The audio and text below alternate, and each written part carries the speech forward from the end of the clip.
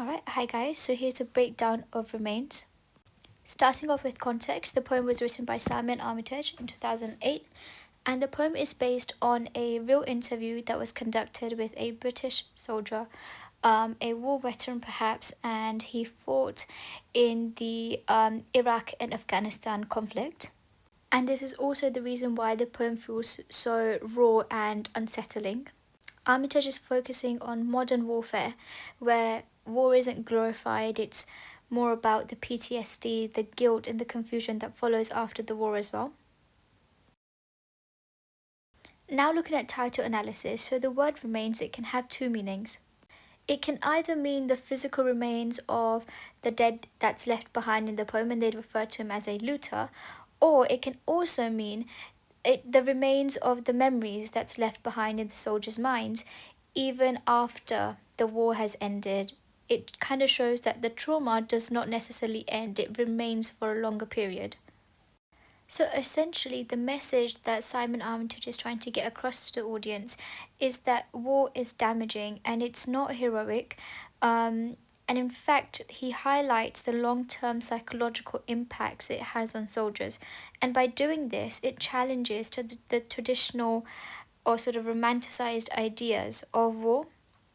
And the fact that the poem challenges traditional ideas of warfare, it contrasts with other poems like The Charge of the Light Brigade. Now focusing on the poem analysis as a whole, the first phrase, on another occasion. So it shows us that this is repeated violence, it's definitely not the first time. The technique would be indefinite language, as it says on another, and it says we get sent out. So it shows that first of all, it's a collective, it's almost like a group that's getting sent out all together, and that they have no control. It's the authority, it's the people in power, the people who command them, that's in control of whatever they do. Then we have the violent phrasing to tackle looters. And this shows how the word looters dehumanizes the civilians because the word refers to Iraqi civilians, not enemy soldiers. And because the soldiers seem to be either on patrolling or security duty instead of active combat, it makes the killing feel even more disturbing. The word looters takes away the individual identity, only to reduce them to a criminal label that dehumanizes them and makes the violence even more justifiable for them at the time. So this line is very, very important throughout the poem. Probably armed, possibly not. So they're using modal adverbs. So it shows us some hesitation, some doubt, because the speaker cannot be certain, and this mirrors the moral uncertainty of the act. And it shows that the soldier's mind is sort of rationalizing or trying to sort of question if the killing is justified or not, if the man is a threat or not. So, just based on this, we can tell that the decision to kill will be only and only based on assumptions instead of actual proper information or a certain objective. And this makes the reader question whether this is justified or not.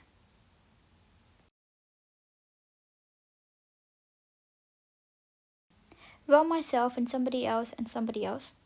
So the repetition of somebody else and somebody else, it again shows this hesitation or perhaps even fragmented memory. But more importantly, it shows us that he's trying to distance himself.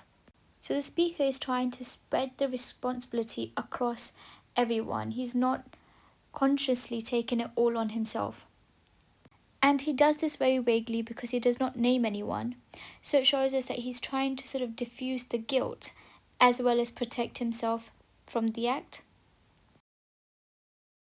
This shows us how he's trying to dilute the shame or the guilt to protect him from his ego, essentially. All of the same mind. So again, we can find out that this is a group mentality, it's a group thing. Again, he's trying to say that it's not just me who's responsible for this. So all three of us open fire. First of all, the word so is very casual. It's almost like a colloquial tone. It shows how he's sort of dehumanized or desensitized to war. And this is the exact quote that shows us the act of killing. And it also highlights that the decisions are made very quickly. In this line, three of a kind. So this is a metaphor. Three of a kind is a poker or sort of a card playing term, and it means when three cards are of the same value. In the poem, it's a metaphor to describe how the three bullets are firing at the same person. So the way that he's comparing the two act of killing and the one of playing card games, it suggests that the soldiers treat life and death so casually, almost like gambling, showing that there is a loss of humanity in this case. I see every round as it rips through his life. So this metaphor describes how the bullets are destroying the person's life, showing the emotional and moral weightage of the killing. So we've hit this looter a dozen times. So the hyperbole shows that they're morally numb because they don't take anything so seriously, and this is seen from the colloquial tone they use. And he's there on the ground, sort of inside out. So this is very graphic and grotesque details. And the use of the phrase sort of shows that, again, the speaker is trying to distance himself from the horrors of war.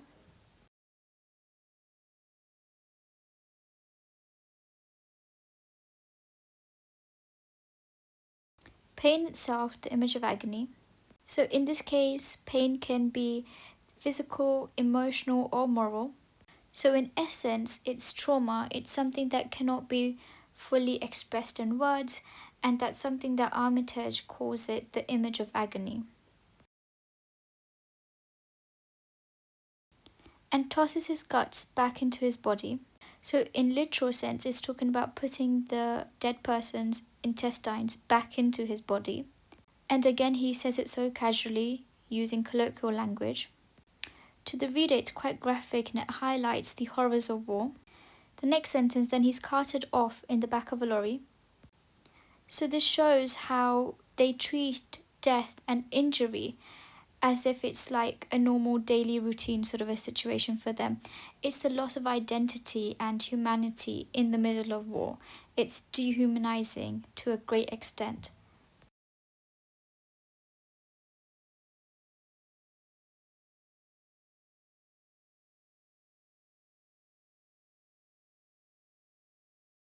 End of story, except not really. So again, we have the use of ambiguous language, end of story, except not really. And it shows that the event, so the war, may have been done and over with, but the psychological impacts still linger on even after the war is done with. So it goes to show that the trauma does not exactly end when the violence ends. It's almost something you cannot put a timeline to. His blood shadow stays on the street and out on patrol. So blood shadow is reference to the man that he killed, and it shows that the image of the killing sort of haunts him in everyday life. It's not just at that moment when it happened. So this suggests that the trauma persists and that the soldier cannot escape the memory of it. So the repetition in this phrase suggests that it's not a one-off reaction. There is a long-term emotional consequence of war, and that is unresolved guilt, grief, and PTSD, and the speaker can't sort of escape from it. Then I'm home on leave, but I blink. So this suggests that the soldier is physically away from the battlefield as well, even when he's home. But even sort of the blink, it shows there is an involuntary reaction. So his mind is still haunted by what he has done, even when he's in a familiar and a safe surrounding. So it suggests that the speaker cannot fully escape from the event that took place even in normal civilian life.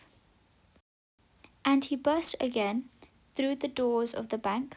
So here we have a flashback, and then the word again, it shows that the trauma sort of keeps replaying in the soldier's mind. The memory of the violence keeps coming back. Then again, ambiguous language, he's probably armed, possibly not. And this suggests that there is some sort of guilt. He's sort of questioning the choices he made. Was it moral? Was it right?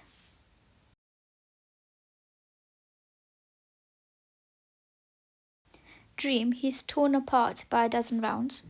The soldier is recalling or imagining the man being shot multiple times here. And there's a juxtaposition between the dreamlike framing with graphic violence. So it shows that trauma sort of haunts the soldier even in his sleep, and it emphasizes how morally complex the reality of killing really is.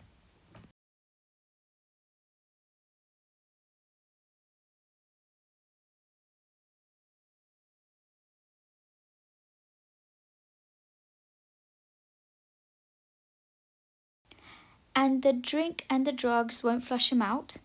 So the metaphor suggests that he relies on alcohol and drugs as a coping mechanism, yet it fails to remove the memory of the soldier. He's here in my head when I close my eyes. So this shows that the soldier is extremely overwhelmed because even a simple thing like closing his eyes triggers the memories back. Here, the speaker contrasts his own experience with the idea of soldiers being left for dead in a fairway battlefield. So the sibilance creates a poetic but also a suffocating effect, and it reflects how the oppressive nature of both the war and memory really is on the soldier. Or 6 feet under in desert sand. So this is referring to a death or a burial, and desert sand referring to how it could be either Iraq or Afghanistan. The reference to burial in foreign sand, it suggests that death are sort of removed from home, family, and humanity. There's a disconnect between public perception and personal reality, and it's not really a proper burial, it's almost meaningless. But near to the knuckle here and now. So the knuckle here suggests extreme closeness associated sort of with fighting or physical force being used. His bloody life in my bloody hands. So the repetition suggests how his hands are covered in blood. The word bloody could also be a replacement for a cuss word, so it suggests anger and an emotional breakdown at this moment towards the end of the poem. And it shows he's very guilty.